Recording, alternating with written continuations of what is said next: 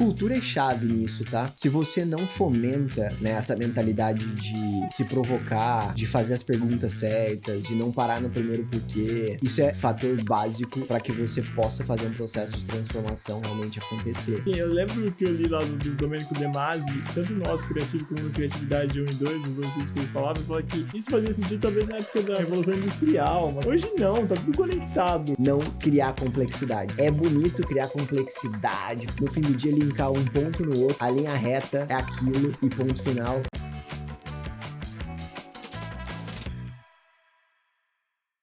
Olá, estamos começando mais um Francamente aqui. Falar com alguém super especial, alguém que eu gosto muito, alguém que eu conheço mais de uma década já, desde 2014. Alguém que eu tive o prazer de recrutar quando eu estava na Ambev, né? Ele tá lá na Ambev ainda, o Fernando. Eu vou pedir agora, Fernando, se apresente, faça seu Wikipedia pessoal aí para o pessoal te conhecer um pouco mais. Boa, super obrigado pelo convite aí, Virgílio. É um prazer estar aqui para trocar um pouco fazer um bate-papo, trocar algumas ideias contigo. Que nem você falou, tivemos o prazer de trabalhar juntos e foi sensacional as trocas, aprendizados e acho que o mais legal é a amizade continuar depois disso tudo. Cara, mas falando um pouquinho de mim, tenho 13 anos de experiência aí no mercado, já trabalhei em 2 grandes companhias, estou há 11 anos na Ambev. Meu Wikipedia, cara, sou uma pessoa super drivada por desafios, gosto muito, né? Acredito muito nas pessoas, acredito muito em transformação. E aí, juntando transformações com pessoas, eu acho que a gente consegue fazer coisas inimagináveis. Sou um cara aí, além dos rótulos, pensando em família, enfim, gosto pra caramba de passar o tempo com os meus familiares, amigos, enfim, fazer um bom churrasco e tomar um belo chopp Brahma é algo que me move, me motiva pra caramba aí. Bom, esqueci de falar, mas o Fernando também é engenheiro, né? Engenheiro de produção. E era um dos caras que a gente mais, quando tava no time lá, era um dos caras que mais se animavam e gostavam de meio de processo, de estatística, amava o Minitab. É isso, Tem cara. que defender essa parte, porque era o cara que gostava de todos os desafios, isso eu tô... E eu lembro acho que no feedback que a gente tava conversando, você falou, cara, eu quero virar diretor aqui, caminhar como diretor, quero seguir aqui. Pô, e parabéns, você alcançou esse resultado aí. Mas assim, isso. 11 anos ali, trabalhando, entregando de maneira consistente, batendo a meta com o time. É isso, é perseverança, resiliência, né? E correr atrás, cara. Acho que não é só o mundo das ideias, também é um pouco do mundo das ações, que eu acho que isso que faz bastante diferença. Só para fazer um comentário que eu sempre coloco aqui, Fernando, eu sempre comento, às vezes, alguma aula, essas coisas, daquele modelo que a gente fez para descobrir como a gente descobria qual cidade mais vendia chopp, lembra? Uhum. Até hoje esse modelo, o Fernandinho estava comigo nesse projeto, tá para não dizer mentira, né, que descobrimos com o Google Trends, que bateu 92% de correlação. Exatamente, cara. Esse foi um projeto super legal que a gente trabalhou juntos. No fim, a gente queria entender como expandir um pouco mais das lojas de venda, né, de chopp direto para o consumidor, que cidades fazia sentido a gente fazer, e aí a gente foi pensando em vários indicadores, a gente coletou base de dados e depois foi correlacionando tudo isso, descartando algumas hipóteses que a gente tinha, mas é super legal e eu lembro como se fosse hoje, quando a gente olha a questão de temperatura média das cidades, interfere bastante. E, cara, venda de cerveja interfere muito temperatura, o clima. Ainda bem que agora voltou a fazer calor e as vendas vão decolar. É isso aí, agosto, esse veranico de agosto. A gente grava esse podcast em agosto, se você for ver depois, a pessoa vai ver lá em dezembro, vai estar mais calor ainda, vai dar mais vontade de tomar aquele chopp lá. É isso aí. Cara, eu lembro aquela vez que vocês conseguiram um chopp, acho que foi a Fernanda que conseguiu o chopp Stella, lembra? Pra nosso evento lá da chopp Stella. Ai, meu Deus do céu. Nem vou focar aqui, senão vai dar vontade aqui. Bom, vou começar as perguntas aqui e vou tentar trabalhar um pouco, mas fique à vontade para falar qualquer coisa, enfim. Perfeito. Trazer outras histórias, trazer essas coisas que são interessantes. Qual o primeiro grande choque que você teve na companhia que acabou moldando o seu jeito de trabalhar? Que acho que a cultura você sempre teve, isso estava claro, era uma pessoa que nasceu para lá, Mas assim, qual foi aquele choque que falou, cara, aqui moldou pra... A cultura aqui é assim, e isso dá certinho pra mim. Cara, acho que uma coisa que, né, você sai da faculdade achando que você sabe tudo, aí você entra numa empresa e você olha, as pessoas estão há 10 anos lá, você fala, pô, a formação que eu tenho, que eu já conheço, que eu já estudei, acho que eu sei mais do que ela. E eu acho que isso é uma grande, como eu posso dizer, assim, a gente... Vaidade intelectual. Exatamente, boa. Uma vaidade intelectual, que eu acho que a gente tem que ter muita humildade, então... Acho que alguns dos choques que eu já tive, assim, logo no começo, é muito de você achar que você sabe tudo, que você fez uma análise, foi lá e você quer propor uma mudança para aquela pessoa que está há 10 anos fazendo aquela atividade, sem ao menos escutá-la. Então, eu acho que você praticar essa escuta ativa, entender realmente do que está acontecendo no dia a dia dela, para depois você propor algo, é importante, né? E às vezes a gente querer meio que jump to conclusion, assim, pô, já sei o problema, já sei a solução, tem que fazer isso. Não, calma, cautela, converse com as pessoas. Acho que tem muita coisa que você consegue resolver e entender de uma forma melhor quando você vai até as pessoas. E isso é algo que eu aprendi desde o começo e até hoje eu pratico muito isso. Cara, tudo que eu tenho de desafio. Fantástico você tá falando, Fernando, que assim, no último episódio que a gente gravou aqui, a gente gravou um episódio com o Vinícius, que é diretor global de melhoria da Whirlpool. Uhum. Cara, ele falou exatamente a mesma coisa. Ele falou assim, às vezes a gente acha que a gente é top, estamos cheios de título, somos gênios, a gente vai lá, matemática, é óbvio que é assim, só que a gente não vai até a operação e conversa com a pessoa, explica por quê. A gente não tem esse, entre aspas, saco de fazer isso. E a gente acaba bagunçando, maltratando as pessoas, desrespeitando pela nossa vaidade intelectual. Eu já fiz muito isso. E aí a gente acaba minando o projeto. Então, ótimo ponto que você tocou, porque é comum a todo mundo que gosta bastante de estudar às vezes, esse deslize. Bom, a pergunta agora, Fernando, na prática, o que significa ser diretor de transformação de negócios? É mais processo, pessoas, estratégia? Como transforma, assim, os negócios? É um pouco sobre tudo, assim. É uma posição que o nome é bonito, mas no fim do dia ela não é fácil.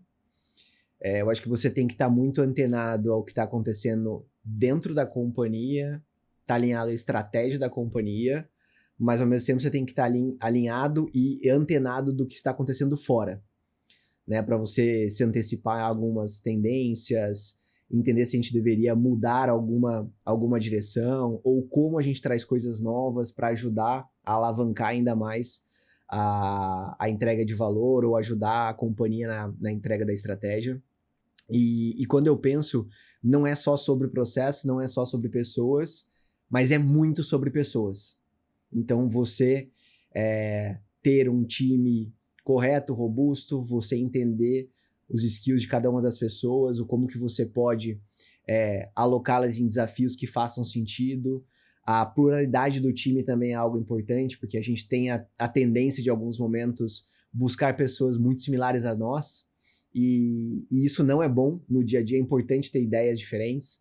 Então, ser diretor de transformação é um pouco disso, e eu acho que tem um ponto que, pelo menos no último ano, assim, eu tenho visto bastante e caiu a ficha, de que você, em determinados momentos, você quer transformar, você quer trazer algo novo para as áreas, mas você não pode esquecer de que as áreas têm a sua rotina, o seu dia a dia para tocar.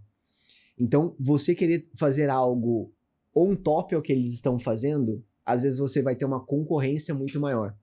E você vai ter um share de tempo da área e uma atenção ali menor. Então, como que você pode, ao mesmo tempo, entender as dores da área e volta para aquilo que eu falo de se conectar com as pessoas, entender, fazer as perguntas certas. Você entende, você olha para o seu arcabouço de ferramentas e opções que você pode ajudar e você realmente driva algo que faça sentido para a área de negócio também. Então eu vejo que isso tem funcionado. Então, significa que a mesma estratégia de transformação ela não vai ser aplicada para todas as áreas, depende da maturidade, do momento, do que a área está passando.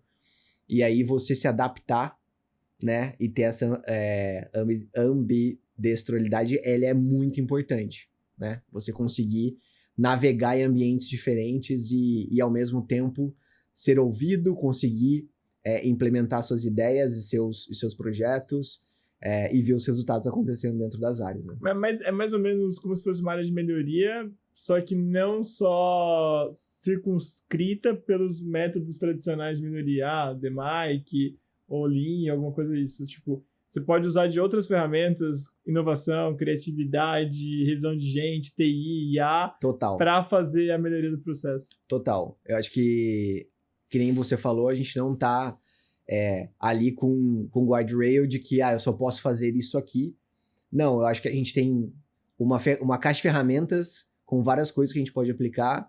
O mais importante é entender o problema, né? Entender o processo, porque às vezes também a gente quer colocar a tecnologia em algo que não faz tanto sentido. Asfaltar o caminho da vaca. Não faz, exato, não faz sentido. Vai custar caro, depois você vai ter que dar manutenção naquilo, sendo que você tem que olhar primeiro de tudo o processo. Então, hoje a gente tem uma parceria muito grande com o time de tecnologia. Então, a gente é basicamente uma área só.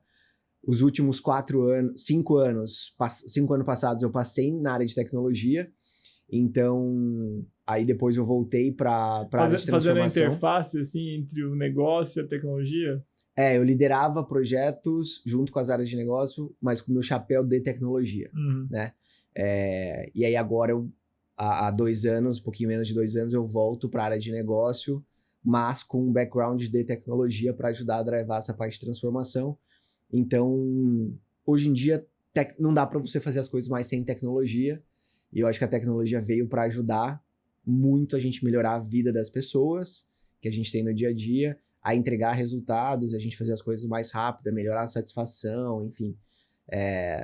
Todas essas partes benéficas que a tecnologia nos traz. Mas a gente também não pode fall in love pela tecnologia, né? Eu acho que o processo, no fim do dia, uma boa análise de processo, um bom entendimento dos KPIs da área, o que a área espera, o que a gente quer melhorar realmente, é algo fundamental hoje em dia também para a gente otimizar recursos. Recursos são limitados, a gente não tem CAPEX para investir e fazer tudo via tecnologia, via Generative AI, afinal, cada token custa caro, né? Cada token, cada mensagem para ele, cada qualquer coisa, mas é ótimo esse ponto, né? Eu tava no Conar essa semana e aí tava essa discussão muito grande do todo mundo fall in love for technology, não, IA vai mudar tudo. Cara, aí acho que acho que foi na palestra do Capitão Novas, ele falou, cara, quando eu nasci não tinha celular, aprendi a celular, minha avó aprendeu a usar celular, a gente aprendeu a dar sinal de fax lá atrás, a gente aprendeu a usar computador. O computador não era uma coisa assim, sei lá, eu ganhei meu primeiro computador com 11 anos.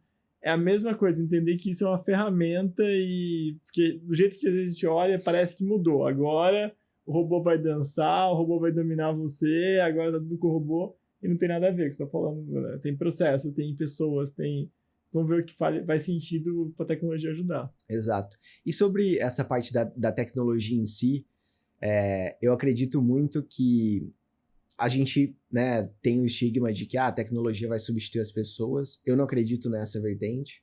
Ao meu ver, a tecnologia foi criada por pessoas para melhorar a vida das pessoas. Então, quando isso não fizer mais sentido, né, eu acho que a gente se perdeu, assim. Mas, então, nesse ponto, eu acredito que a gente precisa estar atento às novas tecnologias que surgem. Quem ainda não estudou sobre IA, tudo que está acontecendo, está atrasado, precisa estudar, né? É uma realidade. Se você pensa, será que isso vai transformar o meu negócio? Será que isso é aplicável ao meu negócio? Acho que você está fazendo a pergunta errada. A pergunta certa é como eu aplico no meu negócio, como eu aprendo com isso, como eu gero valor com isso, né?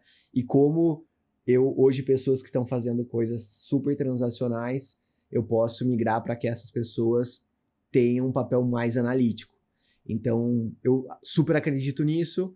As pessoas que essa chave virar, né, e se dedicarem para aprender, eu acho que tem lugar garantido. Agora, as pessoas que ficarem negando isso, eu acho que aí a gente está dando um passo para trás a tecnologia está aí e é uma realidade, né? A gente vai Não. ter que utilizar. Concordo 100%. Bom, então, indo para a área um pouco pessoal, né? A gente coloquei aqui, né, um case pessoal. Qual projeto no início da sua carreira achou que ia dar errado e virou um aprendizado-chave?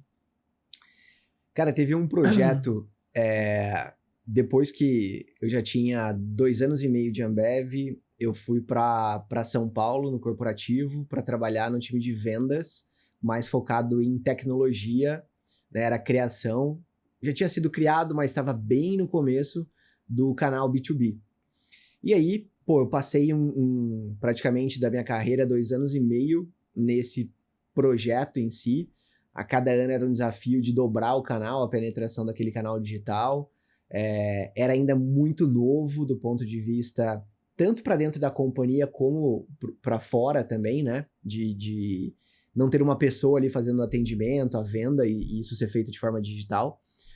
E aí isso começou a despertar um interesse global, né, de como que a gente cria esses canais. Vários países da própria ABI, da própria Ambev foram criando suas próprias ferramentas. E aí em 2018, o Global veio com uma ideia de criar uma plataforma que fosse escalável para todos os países, né? E numa linha que para mim faz todo sentido de como que a gente otimiza o investimento e a gente une esforços e colabora para criar um produto, uma plataforma realmente robusta. E aí eu lembro que no começo a gente já estava bem avançado na plataforma aqui no Brasil. Eu falei, poxa, a gente vai dar um passo para trás para depois conseguir evoluir. E aí eu pensei, poxa, eu acho que não vai dar tão certo esse projeto, mas vamos em frente, né?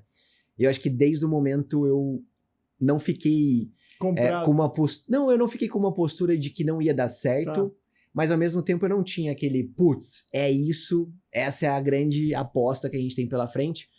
E a gente começou a trabalhar, entender, e junto com o Global e vários desafios. Cara, e depois de ver a plataforma construída, né, aplicado dentro do nosso mercado, e ver o tamanho que ela se tornou hoje em dia, que é a plataforma do BIS, da Ambev, me dá um baita orgulho de ter participado disso, né? E eu acho que o mindset desde o começo de, mesmo vendo que algumas coisas poderiam não fazer tanto sentido, ou que a gente estava dando um passo para trás, mas eu acho que realmente o juntar os esforços, a colaboração não só de um país, de outros países, a gente pensando juntos, a gente como companhia conseguiu ganhar uma escala gigantesca. E foi assim, né, quando a gente olha, tivemos a pandemia no meio disso tudo ali a partir de 2020. A gente tinha lançado a plataforma no Brasil no final de 2019 e foi chave para o nosso negócio como companhia expandir. Então a gente acelerou o processo de expansão e aí a gente conseguiu segurar muito do volume de vendas e tudo mais, dado que a gente tinha todo o cuidado, né? Tivemos todo o cuidado com as nossas pessoas que não poderiam ir para a rua, dado todas as restrições que a gente tinha com a pandemia. Então, assim, foi um projeto muito legal que eu participei, que eu estava à frente, liderando, obviamente, junto com um time, não sozinho, mas que me dá um baita orgulho, assim, quando eu olho para trás e vejo o tamanho que se tornou, né? Depois, óbvio, isso foi evoluindo cada vez mais, mas foi muito bacana. E era um problema crônico, né? Eu lembro aqueles CEOs lá que acho que foi o Ale, que falou, tá aqui meu e-mail, se vocês forem em algum lugar e estiver faltando cerveja no ponto de venda, me chame, manda e-mail. E é engraçado, eu fui acho que uns 3, 4 lugares, eu estava no aeroporto em Porto Alegre, tava eu com o Diegão, vamos tomar uma estelinha, falando não tinha estelinha, mandamos lá. E a coisa era um problema a reposição, e com a plataforma eu nunca mais entrei num ponto de venda que eu pedi minha estelinha, pedi minha Lef e não tinha cerveja lá. É isso, cara. E é muito curioso porque a partir do momento que, né, a gente olhava para dentro da companhia e a gente não conseguia imaginar todas as oportunidades que aquilo poderia trazer, e, por exemplo, hoje quando você olha um representante de negócio, ele tem um menu, né, de produtos que ele oferece para o ponto de venda gigantesco. Ele consegue falar sobre tudo? Não, né? Então ele tem os seus focos, as suas metas, ele foca em oferecer aquilo pro PDV. E o legal é que a partir do momento que você não tem mais a dependência, né, o ponto de venda a qualquer momento pode acessar a plataforma para ver os produtos, a gente viu um incremento muito grande de não alcoólicos, que o vendedor ali na abordagem com o PDV, né, nosso representante de negócio, ele acabava não falando sobre aqueles produtos, necessariamente. E aí você vê como tinha uma demanda reprimida, e a gente olha um crescimento muito grande dessas categorias, e aí abre o leque para você construir a plataforma, você trazer parcerias, aí expandir o marketplace com outras empresas, dado a capilaridade que a gente tem. Aí você cria um programa de rewards ali dentro para incentivar as compras. Cara, aí é um mundo de oportunidades, dado que... Gamificou, né? Exato. E dado que hoje o cidadão brasileiro passa, né, boa parte do seu tempo, eu não sei, não vou falar aqui um dado recente, porque eu não tenho esse dado, então vou estar falando algo da minha cabeça aqui, mas passa muito tempo na tela do celular, né, e aí, por meio de push notification, por meio de várias coisas, você pode ir incentivando essas pessoas a olharem, a pesquisarem os produtos, e é muito legal ver esse comportamento de compra mudando, né, dentro da companhia depois de tantos anos. É ruim isso, não gostei. A Whole Garden me vem toda vez. Toda vez vem lá, tá promoção aqui, derruba. Vai. Tá aqui promoção. É boa demais. Bom, vamos lá. Falando agora na parte de explorar, a parte de transformação mesmo, né? Transformar o negócio é mais sobre tecnologia ou sobre cultura, acho que você já meio que falou por isso, é mais gente também, essa conexão das coisas. Mas era uma pergunta que a gente recebeu, por isso que eu tô só pontuando. E cultura é chave nisso, tá? Se você não fomenta essa mentalidade de se provocar, de fazer as perguntas certas, de não parar no primeiro porquê, né? Isso ao meu ver, assim, é fator básico para que você possa fazer um processo de transformação realmente acontecer. Você fomentar que a galera busque conhecimento, que uma pessoa aprenda com a outra, que também não formem silos, né? De você fazer momentos onde as pessoas podem trocar e falar sobre projetos que elas estão fazendo para outros criticarem, e criticar no bom sentido, de trazer novas ideias. Isso é muito legal. A gente faz a todo momento? Acho que não, a gente explora pouco, porque a rotina nos consome, né? Os desafios são enormes, o tempo é limitado.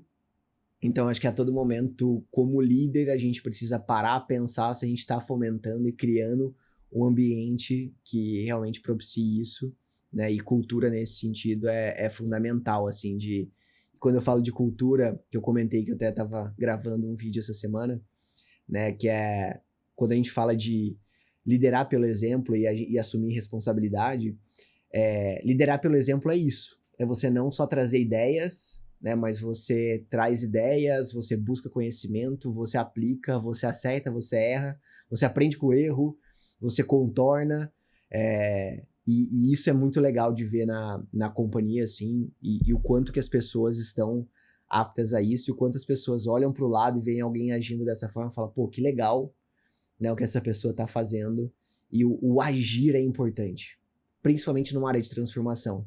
Então é muito fácil trazer ideias. Putz, olha um PowerPoint super bonito aqui, cheio de ideias, de números, de análises, de oportunidades, mas e aí?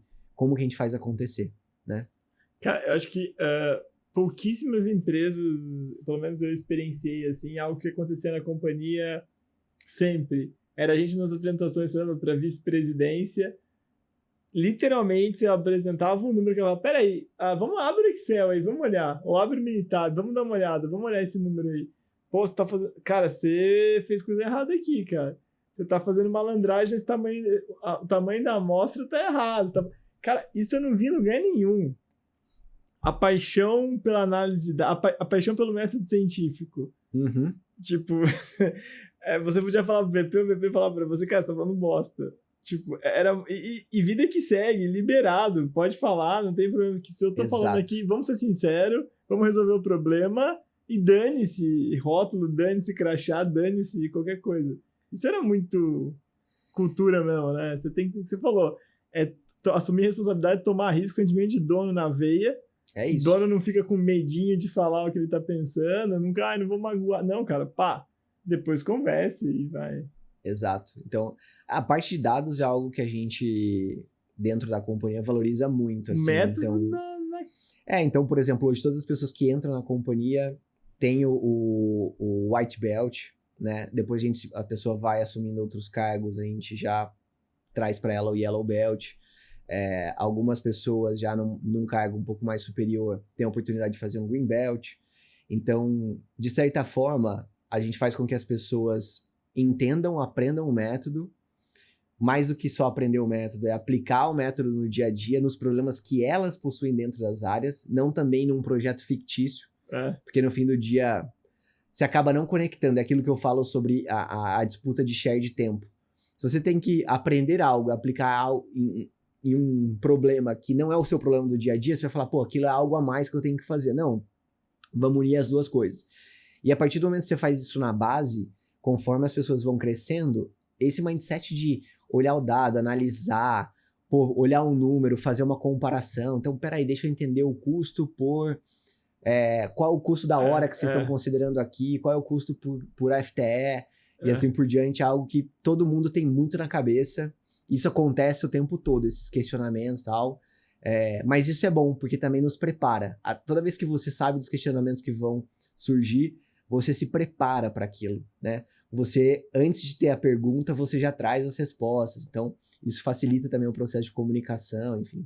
Parecia muito que as provas de cálculo, né? Que você fala, não vou estudar esse último exercício aqui, eu tô com preguiça. É ele que cai na prova. Exatamente, ele tá lá, oi amiguinho, tô aqui, você não me estudou, né? O amiguinho do lado estudou, já tá levantando e indo embora. Exatamente isso.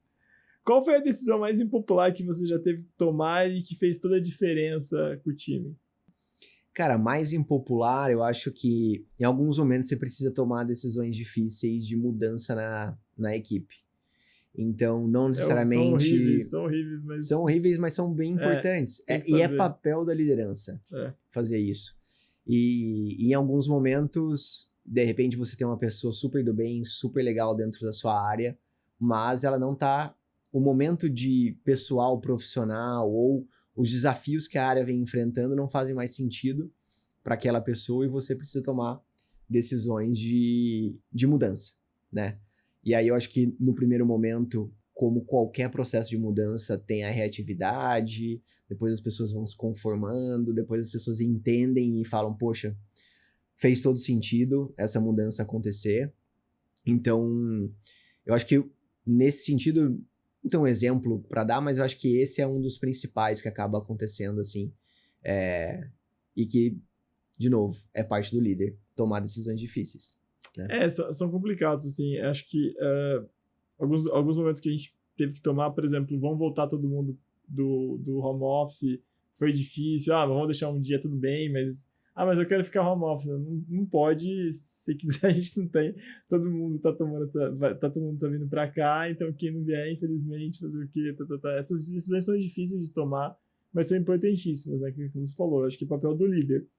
Eu lembro acho que tá no livro, não sei se tá no livro, foi uma palestra que eu vi do Bernardinho, que ele falava, né, quando teve que demitir o Ricardinho lá, cortar o Ricardinho do time, que era o melhor levantador, e depois foi o filho dele no lugar, né? O que ele deve ter sofrido de pressão e ele falou, cara, mas o time falou pra mim, não, tá certinho, tem uma postura aqui, temos que seguir, e é assim que a gente ganha. Se você tivesse que resumir em uma frase o que não muda na companhia, mesmo em meio a tantas transformações, o que você falaria? Cultura. Cultura e sentimento de dono. Isso não muda. Sentimento de dono e o inconformismo por a gente sempre querer fazer algo a mais, fazer diferente e continuar nessa trajetória, assim. E eu acho que isso é, cara, dentro da companhia, algo que eu sou apaixonado pela cultura, por isso que eu, né, estou há 11 anos lá e quero ficar por muitos e muitos, e isso faz toda a diferença. Até quando você, né, não tá no ambiente da companhia, você tá fora, assim, algumas pessoas rotulam, né?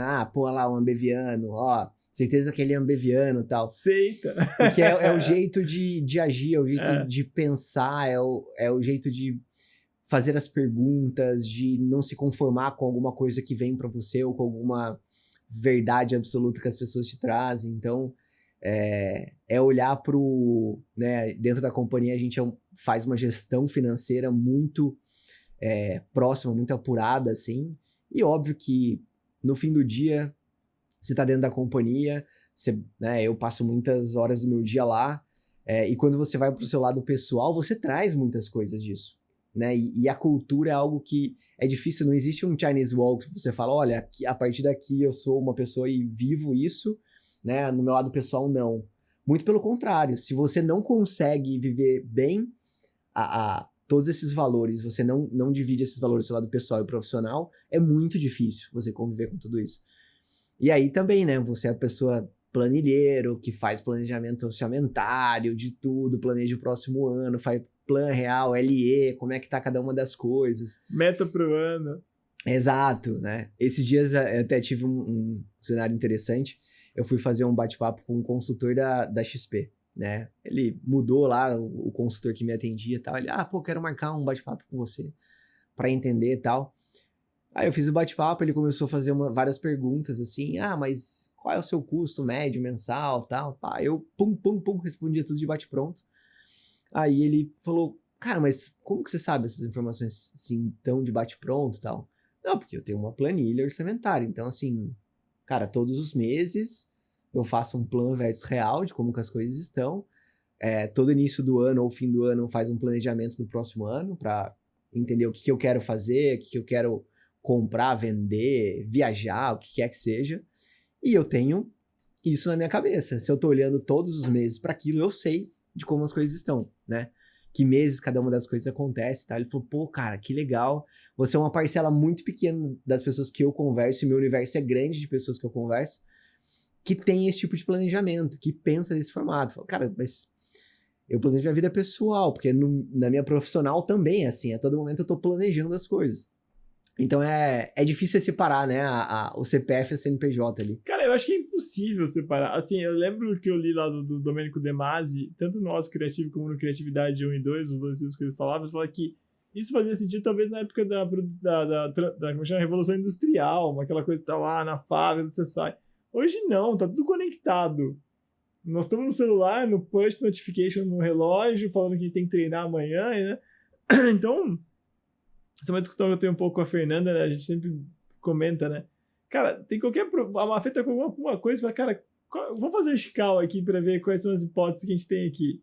É isso. Tá com algum problema, a gente fala, pô, deixa eu ver, vou ler os papers que tem a respeito disso, já vou no médico, já converso com ele sobre os papers. Os caras ficam, mas cara, você estudou medicina, você estudou alguma coisa? Eu falei, não, eu sei ler. Eu aprendi a ler e aprendi que a melhor coisa, que é não reinventar a roda. É isso. É isso, vamos copiar. Se alguém resolver não é ela que tem o único plano do mundo. Alguém já resolveu um problema assim, alguém já teve um problema assim. Exato. Vamos olhar e vamos resolver. Exato, cara. E eu acho que hoje com inteligência artificial também as pessoas buscam muito mais, né? Você faz uma pergunta ali, óbvio que você tem que ter cuidado, interpretar, fazer uma curadoria do que você está recebendo. Exato. E ver as fontes, né? Como aquilo foi respondido, com base no que foi respondido. Mas um episódio interessante que aconteceu hoje comigo. Eu tava lá, minha licença do Copilot, nos apps do Office não tava funcionando mais.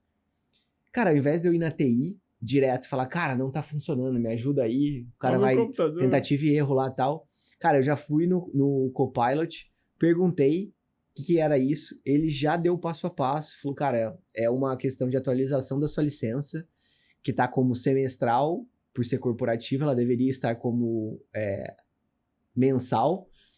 Aí eu cheguei lá e falei, cara, eu preciso de uma ajuda, meu Copilot não tá funcionando, eu precisava fazer esse ajuste aqui na frequência. Mas como você sabe? Eu falei, não, cara, porque eu já pesquisei, tá aqui, ó, se você quiser olhar, tal, dele.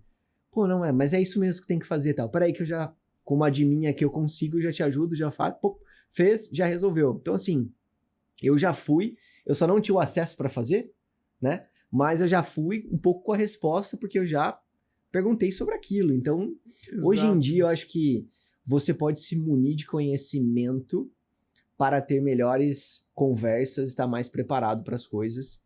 E, de novo, assim, é a tecnologia ajudando as pessoas e tá aí, né? Usa quem quer, é praticamente gratuito. Cara, né? É fantástico, coisas tão... É isso que eu acho que exatamente está tocando um ponto, né, Fernandinho, que é pra galera entender isso, porque, por exemplo, eu tava lá, a frente falou, tá um cheiro, parece que a nossa máquina não tá lavando, tá ficando meio com cheiro de roupa molhada. Aí você pega lá, roupa molhada, pá, Aí você vê, tem um cara falando um vídeo, como tirar naquela máquina minha, exatamente a minha máquina, como tirar o cheiro de roupa molhada que eu tenho que fazer, colocar qual produto, nananana. Resolvido o problema. É isso. É muito...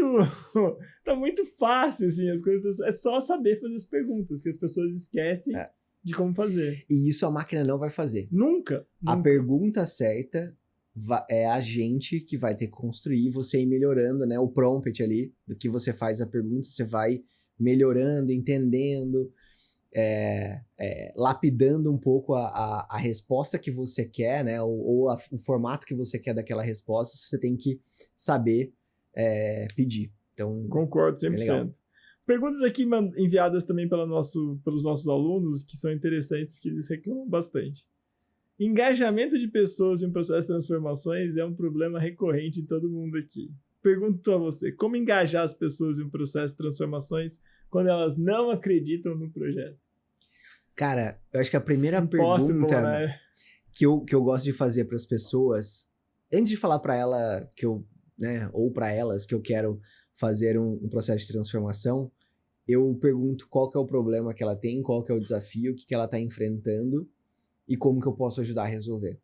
Então é aquilo que eu falei um pouco antes, assim, é menos sobre o top-down do que eu acho que tem que ser feito, como tem que ser feito e né, onde, em qual local da estrutura da área daquela pessoa, mas é muito mais você perguntar para a pessoa quais são os problemas. Eu acho que a partir do momento que você quebra essa barreira de fazer um pouco desse bottom-up e não um top-down, você vai ter share de tempo, você vai ser empático, porque a pessoa vai querer falar, né? Quando você pergunta para alguém sobre um problema, a pessoa vai falar. Ela ama. Pergunta para um senhorzinho que tá fazendo exames, né? E já tá aposentado e tal. Fala, e aí, como é que você foi lá com o médico e tal? Você fez o exame lá e o joelho, como é que tá? Cara, 3 horas de conversa. Exatamente. Então as pessoas gostam de falar sobre os problemas. Elas querem externalizar sobre aquilo. Então, você chegar com essa abordagem, cara, com certeza você vai conseguir entender. A pessoa vai ter uma empatia contigo, porque, pô, me perguntou sobre o problema, tal.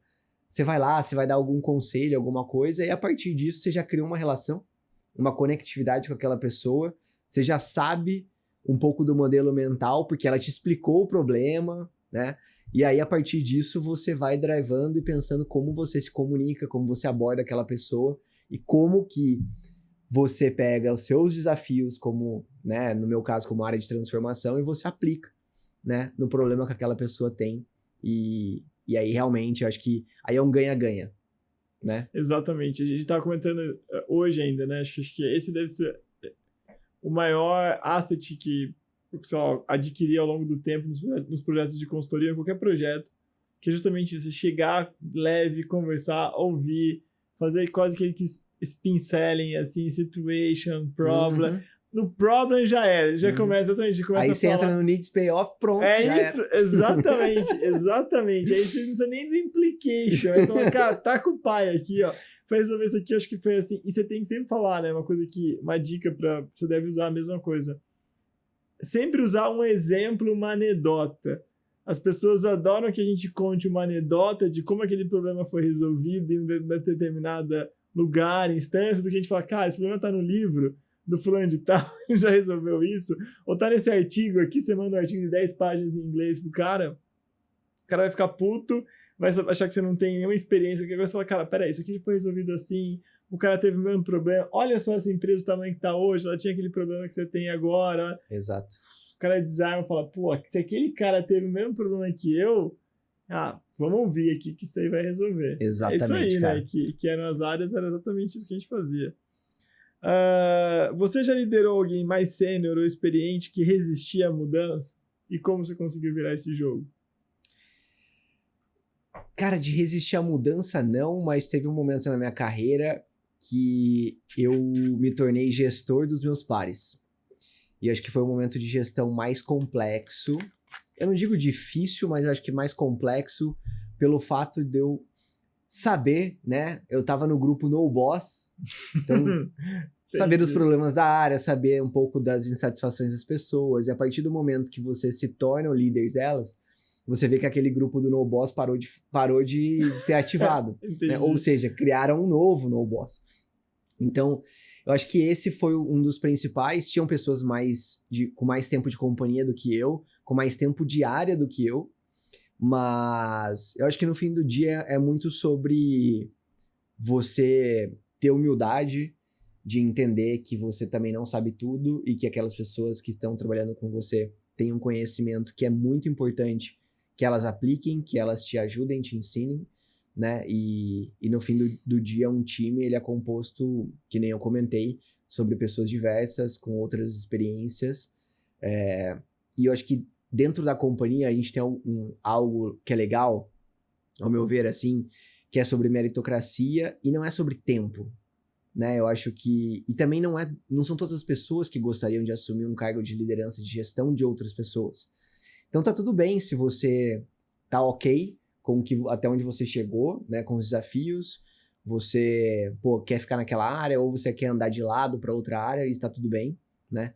E ver isso acontecendo no mundo corporativo, para algumas pessoas que não têm essa cultura, essa mentalidade, parece que sempre quem tem que estar acima é quem tem mais tempo. Não necessariamente. Acho que tudo depende do potencial de cada uma das pessoas, da vontade isso que eu ia falar, né, a aptidão para estar naquela posição. Então, eu nunca tive grandes desafios nesse sentido. Acho que o maior desafio foi assumir essa gestão que eu comentei, mas que no final, cara, foi super bom. Hoje várias dessas pessoas continuam na companhia, estão em outras áreas, eu também fui mudando de áreas e tal, e você continua encontrando essas pessoas, torcendo pelo sucesso delas, elas voltam e falam, foi muito bom ter você como líder nesse sentido, e cada liderança é um aprendizado, né? Bem, assim, é sobre pessoas, então não tem regra de receita de bolo para você falar assim, não, para ser um bom líder você faz isso aqui. Tá, mas quem são as pessoas que você está liderando? Qual é o desafio que você tem? Qual que é o momento de cada uma dessas pessoas, né?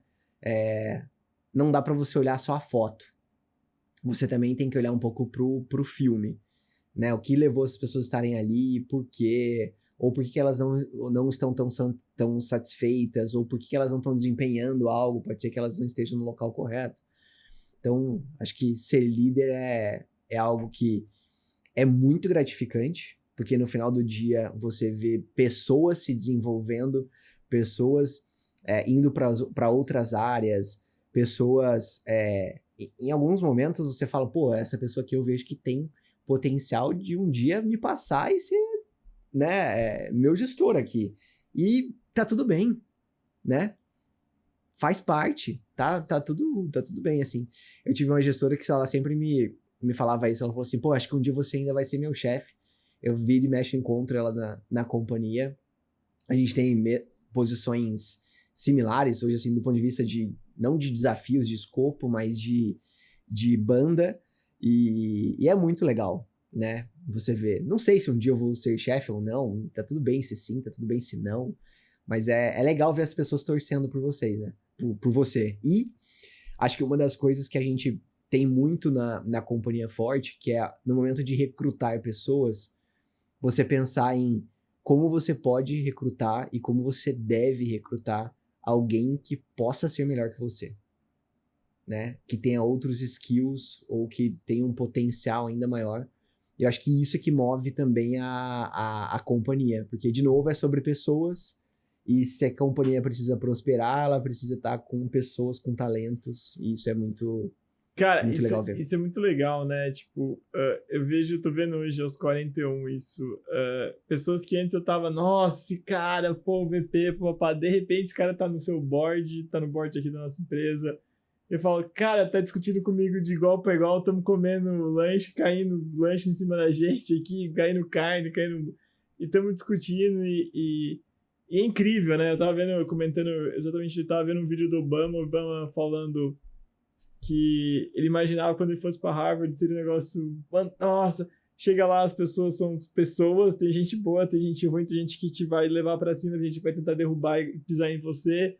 Ele fala, cara, eu fui pro Senado, achei a mesma coisa, fui virar presidente dos Estados Unidos, a mesma coisa, fui na reunião do G7, a mesma coisa, exatamente o que você tá falando. Cara, eu acho que essa é a dica que eu dou para todo mundo também. Ó, o exemplo tá aí, ó, recrutar gente melhor que você, correr atrás de gente melhor que você, o seu time tem que estar Você fala assim, cara, meu pipeline aqui tá entupido de gente, eles estão me empurrando, esse time é muito melhor do que eu. Se eu não me esforçar, se eu não trabalhar mais, os caras vão passar a perna em mim no bom sentido. Então você tá sempre liderando isso. E acho que... E é isso que você falou, né? Acho que quando você tá nessa posição, você tem um time muito bom, você tem que ser uma pegada meio... Império Romano ali. Eu tenho que ir conquistando cada vez mais espaço para essas pessoas vou comprar uma outra empresa, vou fazer outra lá, vou montar aqui, porque tem um pipeline, os caras estão mordendo, entre aspas, lá, mordendo o pé da mesa, estão com vontade de assumir essas posições. Então Exato. Cara, é muito legal, é muito legal. Aqui uma coisa que a gente sempre também comenta é como equilibrar performance e bem-estar sem perder os resultados. A história da pressão, acho que isso aí é meio mito, né? Pressão extrema. Eu acho que... Quando eu tava lá, o que dava raiva, às vezes, era uma pressão, você pedir pra você fazer coisa que não é o foco. Isso acho que acontece, mas é mais da liderança do que da cultura. Mas eu acho que pode ser, às vezes vem mais pela liderança. Obviamente, o mundo corporativo, ele tem pressão. Acho que isso é algo que as pessoas precisam saber. Qualquer mundo. No seu pessoal tem pressão, né? Você tá na escola lá, no fundamental tem pressão. Depois você vai pro ensino médio, tem pressão para você passar no vestibular. Então, saber, eu acho que o importante é você ter consciência que a pressão existe e você saber lidar com ela. E você ter um ambiente onde você possa discutir ideias e discutir prioridades. Porque é o que você falou, às vezes vem uma pressão para você fazer algo que não é o foco naquele momento, ele não vai mexer o ponteiro de nada, é simplesmente uma vaidade. E aí é você voltar e falar, poxa, né? É a forma que às vezes eu falo bastante pro time assim, que é a forma de falar não. Você não vai falar, não vou fazer, né? Você tem contas para pagar, os boletos estão chegando todos os meses. Então você não vai falar isso. Mas você vai falar assim, poxa, mas será que isso é realmente importante neste momento? Porque olha as prioridades que eu tô focado aqui, isso são as entregas que a gente tem comprometido, isso aqui vai mexer o ponteiro, isso não agora, será que a gente não poderia repriorizar? Ou se isso é realmente importante, deixa eu te dar visibilidade do que a gente está abrindo mão para fazer isso.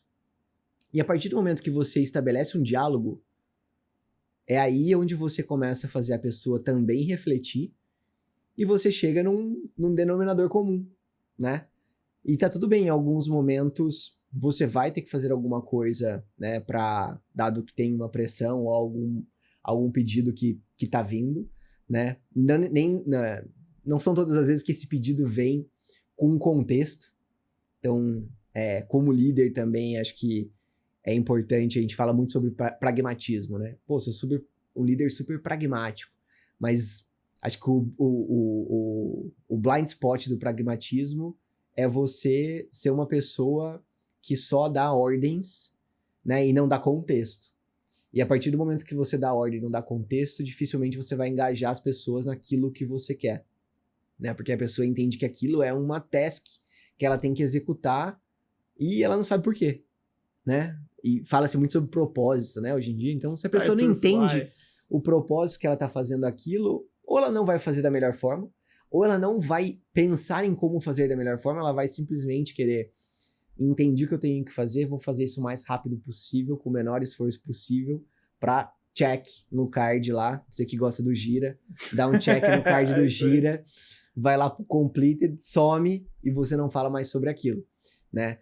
E outra coisa que eu vejo também é, se você tem algo, que você tomou um top-down pra fazer alguma coisa, e não vai ter jeito, você estabeleceu o diálogo e tem que fazer, faça isso da forma mais rápida possível, com base em dados, para você ficar com contexto e ter fundamento, e mostre que aquilo não faz sentido, né? Ao invés de você ficar, pô, mas não acredito que eu tô fazendo isso. Enquanto você tá pensando, você já tá perdendo tempo. Exato. E você poderia já refutar a ideia e falar, putz, ó, aquela hipótese que você me trouxe tá aqui, fatos e dados, não é verdadeira, vamos pular pro próximo? Então... eu lembro, acho que das pessoas que eu trabalhei que mais tinham competência em mostrar que a gente tava pedindo coisa e que ia ter impacto era a Marília, lembra? Ela, no nosso time lá, ela veio, não, porque eu chegava cheio de ansiedade do headquarter. Vamos lá, tem que fazer. Ó, tudo bem, maravilha, vamos fazer. Mas, ó, o que disso aqui que você vai deixar a gente vai deixar de fazer? Aí você olhava, meta. Veja bem, né? Eu acho que não precisa fazer. Deixa eu mandar um e-mail aqui pro pessoal falar aqui. Eu vou me dar uma enrolada aqui, qualquer coisa é culpa minha. É fundamental fazer isso. Eu acho que olha que a pessoa dá visibilidade do que você falou, do que vai ser despriorizado, a coisa muda de figura. Você muda, tem toda a certeza. Total de figura. Olhando para o futuro agora, Fernandinho, abrir horizontes, conectar as tendências para o nosso pessoal que está pensando no planejamento. O que você vê como futuro da transformação nos próximos 5 anos? IA, dados, pessoas, um pouco desse contexto. Você trouxe 3 pontos que para mim são chaves, assim, quando a gente pensa em, obviamente, pessoas, acho que as pessoas precisam, eu comentei, estar sempre antenadas a tudo que está acontecendo, buscar aprendizado. Acho que você fazer a pergunta todo dia, o que você aprendeu hoje, é algo que vai te provocar, falar assim, opa, acho que hoje eu não aprendi muita coisa, deixa eu buscar alguma coisa, deixa eu aprender. Aproveite os momentos, né? É fácil ficar lá rolando no Reels, mas, cara, busca um podcast, busca alguma coisa, né? Tenta moldar um pouco do que você gosta de fazer, o local que você gosta de consumir esse tipo de coisa para fazer um momento proveitoso, né? E adquirir conhecimento. Então, as pessoas precisam evoluir, né? Nesse sentido. Quando eu falo de dados, não adianta, inteligência artificial a gente está falando muito, né? Tem, acho que 3 coisas importantes. Para você ir lá e utilizar a inteligência artificial para criar um agente para fazer algo para você, se você não tem uma base de dados ou uma base de conhecimento sólida, estruturada, você vai ter respostas erradas. Então não vai adiantar nada, não vai te ajudar. Muito pelo contrário, você perdeu tempo programando alguma coisa ali, né? Setando um agente para fazer algo que vai te dar uma resposta que não é aquilo que você precisa. E além disso, eu acho que, principalmente pensando no mundo de tecnologia, não adianta você querer construir... Você tem a base de dados, mas você não tem uma arquitetura, né? Você não tem uma solução escalável para o seu negócio. Então você foi lá e criou... Você não criou uma solução, você criou algo particular para resolver um problema, né? Então a gente fala muito sobre criação de capability. Então no fim do dia eu preciso criar um capability, e esse capability ele pode ser utilizado em diferentes contextos. Então você tendo dado, você tendo uma arquitetura que te possibilita escalar, você sabe a forma melhor de criar e de programar aquilo, significa que você vai ter sucesso na utilização da IA generativa, por exemplo. Então eu vejo que isso é algo que quase que um triângulo aí, que essas coisas precisam estar bem balanceadas, e no meio disso tudo você tem pessoas.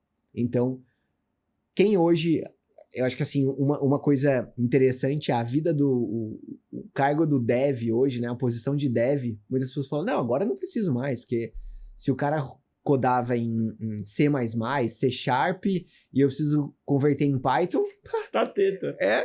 ChatGPT faz isso para mim. Mas no fim do dia, o desafio vai estar muito na parte de estruturação de dados. Então, o desenvolvedor ainda vai ter muito trabalho para fazer isso.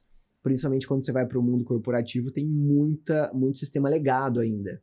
Então, esses sistemas legados, você precisa... 52, né? Como é que é? Você precisa pensar, e o desafio é ainda maior, né? Não tem como você conectar uma API, não tem esse tipo de solução ali de bate-pronto. Não tem documentação nenhuma. Não tem documentação, né? Então, código todo comentado. Então, não tem muito o que você fazer. Então, vai ter muito trabalho nesse sentido. Então, acho que as pessoas envolvidas na parte de dados é um pouco disso. São pessoas que vão definir a parte de como criar as melhores arquiteturas para isso acontecer. E no final do dia, para programar um agente para te ajudar no dia a dia, você, de novo, vai ter que dar as instruções corretas para que o output esperado seja conveniente ou seja adequado. Então, é tudo sobre um pouco de dados, de pessoas, de processos, de tecnologia, né? E, de novo, acho que pessoas é algo que une um pouco de tudo isso. Eu também acho a amálgama aí. Você acha que a próxima geração de líderes será mais digital ou mais humana? Vamos ver se você tá alinhado comigo. Cara, não tem como um líder não ser humano. Também concordo. No fim do dia você vai estar lidando com as pessoas. Mas o líder que não utilizar a tecnologia para melhorar os seus resultados da sua equipe, melhorar o dia a dia, a vida da sua equipe, e transformando, né? Que nem eu falo, aquelas atividades ali super chatas que você tem que fazer no dia a dia, como que você pode fazê-las de uma forma diferente e você drivar uma pessoa que estava fazendo algo operacional para fazer algo mais analítico, é super interessante. Assim. Então eu vejo, quando a gente olha a tendência nos últimos, vamos colocar aí um pouquinho menos de 10 anos, né? Surgiu o negócio de, cara, eu preciso aprender a construir um BI. O meu resultado do meu projeto, ele só vai ser check ali se tiver um BI onde eu tenho usado. Cara, tava lá lindo, maravilhoso o BI, plugado num Excel, né? Com dados todos imputados manualmente, mas estava ali bonito, né? Aí hoje em dia várias pessoas, né, foram e se capacitaram para construir BIs e tal. Cara, hoje em dia não necessariamente você precisa de uma pessoa para construir BI, porque com o próprio Copilot, enfim, a base de dados do Excel tá lá, você pede para ele te ajudar a analisar, para criar um gráfico, ele já cria uma visão e tal.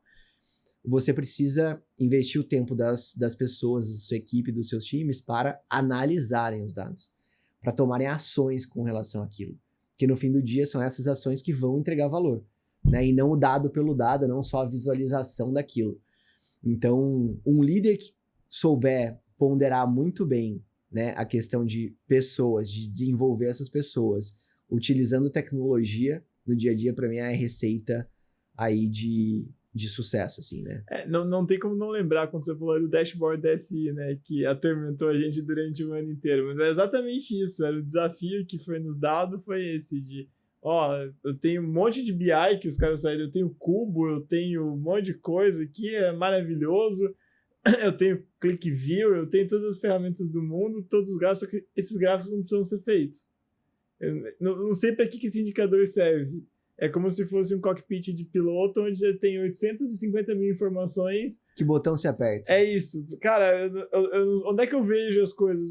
Tem tanta informação, tanto ruído, né? Que hoje a gente chama do sinal e do ruído. Tem tanto ruído hoje das informações que o mais importante é exatamente isso que é o lado humano de falar, peraí, vamos pegar a estatística para valer? Qual ferramenta estatística? Eu acho que isso o líder faz muito bem. De filtrar com as ferramentas que a gente tem hoje. Ou sei lá, é muito fácil para eu pegar, ver meu time batendo cabeça e falar assim, cara, peraí, gente, senta aqui.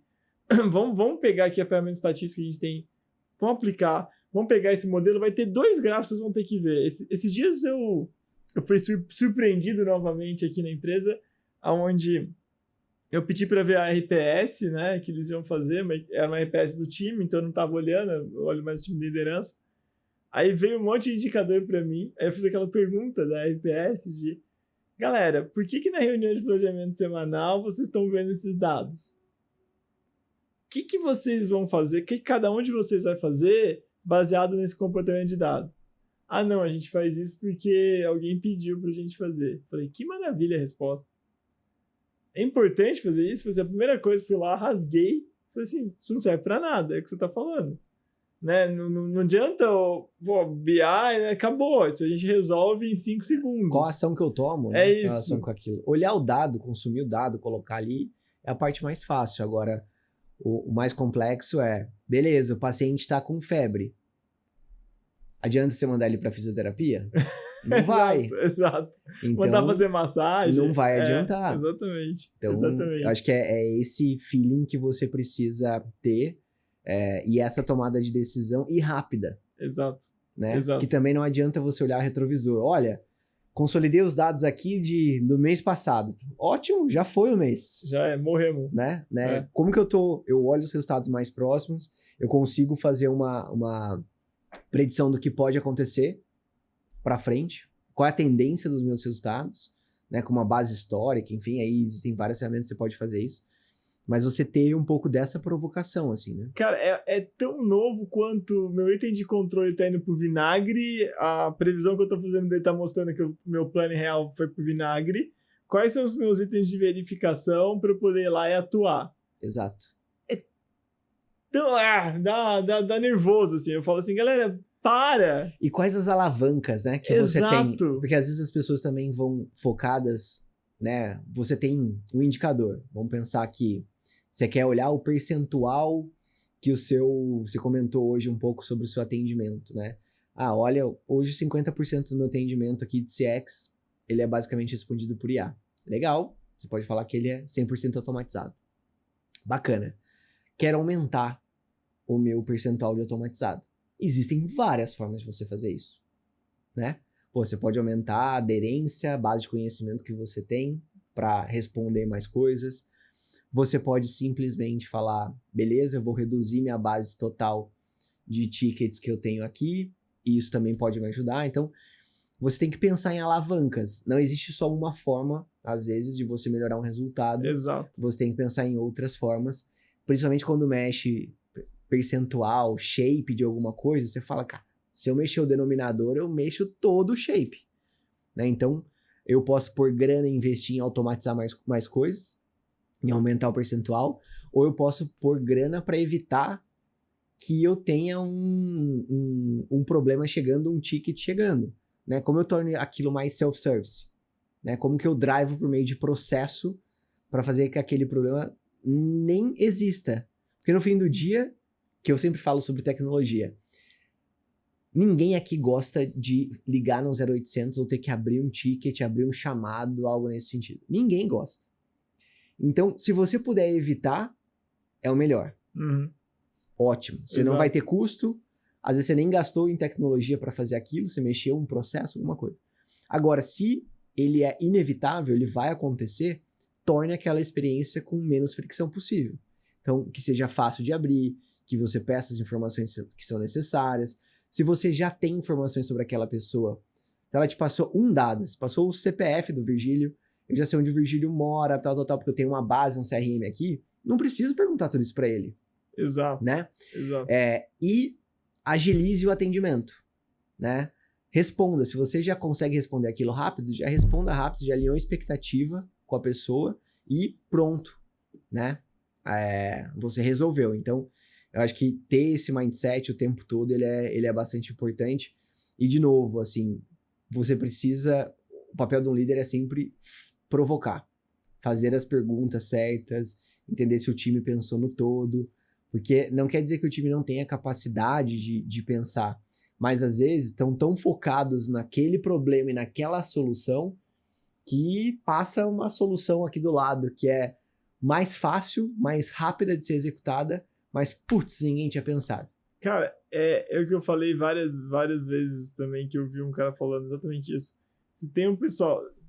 Um exemplo que o cara deu, né? Que ele passava por um lugar lá no hotel, e aí tinha uma cancela, sempre que ele chegava perto da cancela, alguém abria a cancela e passava. Não perguntavam nada pra ele, abriam a cancela. Ele foi lá, chamou o gerente até e falou, cara, essa cancela aqui, não abriram pro senhor? O cara falou, abriram, mas pra que tem a cancela? Sabe, pra todo mundo? É isso. É essas perguntas que mostram a liderança, cara. Pô, ó, aí que você fala, putz, não faz sentido, deixa eu arrumar.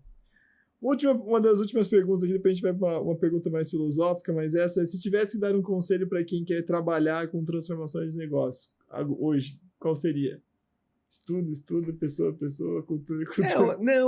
Eu vejo que quem quer trabalhar com transformação, primeiro, você precisa ter um bom relacionamento pessoal e criar pontes com as pessoas que você interage. Você precisa, obviamente, estudar, mas estudar eu acho que ele é válido para qualquer situação, qualquer posição que você ocupa. Então você tem que buscar conhecimento, se conectar com pessoas que têm um mindset legal, que você vê que agem de forma bacana para você se espelhar. Acho que o ambiente que você está inserido, né, de pessoas boas, de pessoas honestas, que estão ali com interesse genuíno em fazer aquilo acontecer, é algo que também é chave. O ambiente molda bastante, assim, né? De você conseguir executar as coisas, se inspirar, se motivar, se engajar pra fazer. Mas, cara, é isso. É construir pontes, é se conectar com pessoas, é buscar conhecimento, é usar as ferramentas corretas para resolver os problemas que você tem. E eu diria que é pensar em resolver as coisas da forma mais simples possível. É isso.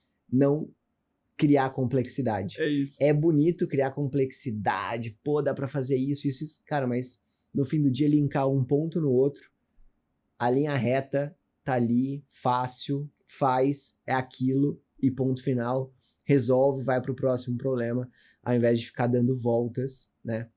Então, simplicidade é tudo hoje em dia, né? De novo, a gente cai na questão da tecnologia de processo. Às vezes é uma simples mudança de processo. Não é colocar um Generative AI, não é fazer uma automação, BPM, RPA. lembra do BPM? Não é sobre isso, né? Integrações. Bom, beleza. Caminhando para o final agora, uma pergunta que a gente sempre faz para os nossos convidados, mas para você eu vou dar uma incrementada. Um podcast e um livro. O que você indica para o pessoal lá? Pode ser 1, 2, enfim. Cara, um podcast, você diz um episódio assim mesmo? Não, um podcast que você sempre lê. Por exemplo, quando eu vou correr, eu tenho alguns podcasts que eu gosto. Sempre, sei lá, como todo bom engenheiro, tem uns 3 ou 4 que eu ouço sempre. Quais são eles? Eu sou de fases, assim, cara. Também. E hoje o que eu tenho escutado, eu gosto muito de, não só da teoria, eu gosto muito de podcasts que trazem um pouco do teoria e prática, né? Porque eu acho que eu posso me inspirar e busco entender aplicações fora do meu contexto, assim. Então, hoje meu contexto é de CPG, o que eu posso ver em outros lugares, né? Então, eu tenho escutado bastante o podcast do G4 Educação, porque eu acho que tem empreendedores que falam sobre os desafios do dia a dia, falam do que estão fazendo, como estão aplicando e tal. O tema de Generative AI é algo que eu tenho estudado bastante, então é uma das coisas que eu venho procurando e consumindo bastante. Tem um podcast, depois eu pego o sobrenome dele, mas é do Jason, que ele é um cara que ele é dono de uma plataforma que é conectada com o ServiceNow, chama Galileu, conectada com o ServiceNow e outras ferramentas. E ele fala muito sobre Generative AI e aplicação disso no dia a dia, os resultados que isso traz. Então eu gosto que me dá sempre bastante contexto.